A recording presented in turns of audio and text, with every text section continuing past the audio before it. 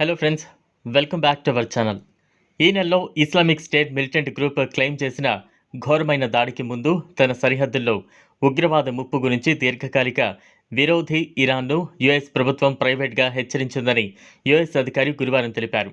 ఆగ్నేయ నగరం కెర్మాన్లో దాదాపు 100 మందిని చంపి గాయపడిన స్కోర్లలో 2 ఆత్మాహుతి బాంబు దాడులు జనవరి 3 నాటి దాడి గురించి హెచ్చరిక సాధారణమైనది. విశ్లేషకులు ఇరాన్తో విశ్వాసాన్ని పెంపొందించుకోవడానికి ఇది యుఎస్ ప్రయత్నాన్ని సూచిస్తోందని చెప్పారు.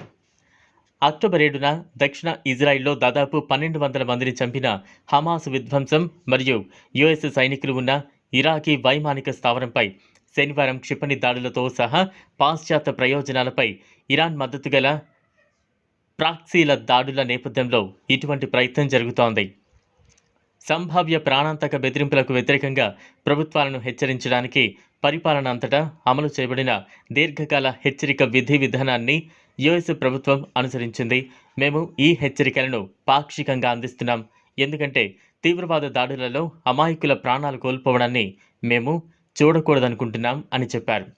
అజ్ఞాత పరిస్థితిపై యుఎస్ అధికారి వాల్ స్ట్రీట్ జర్నల్ గురువారం ఈ హెచ్చరికను మొదటిసారిగా నివేదించింది.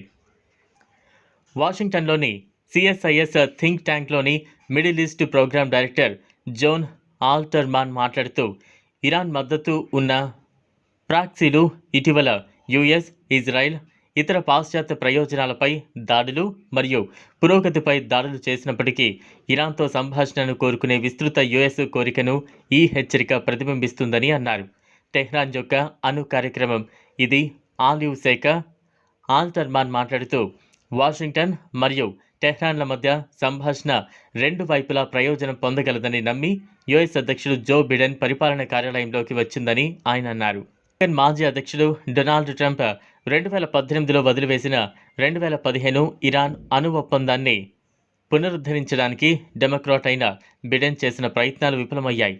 అయితే బిడెన్ సహాయకులు టెహ్రాన్తో మాట్లాడే మార్గాలను అన్వేషించాలని ఆల్టర్మాన్ సూచించారు. చూశారు కదా, ఇది వాళ్ళ వీడియో.